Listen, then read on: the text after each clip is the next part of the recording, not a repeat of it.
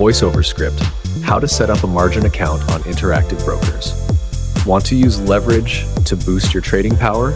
Here's how to set up a margin account on Interactive Brokers.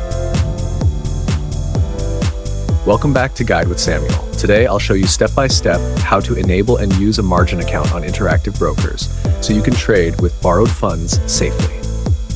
Step 1. Log into your Interactive Brokers account. Step 2. Navigate to the Account Management section. Step 3.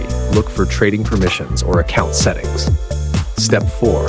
Find and select margin trading permissions to apply for approval. Step 5. Complete any required agreements and disclosures related to margin trading. Step 6. Submit your application and wait for confirmation from Interactive Brokers.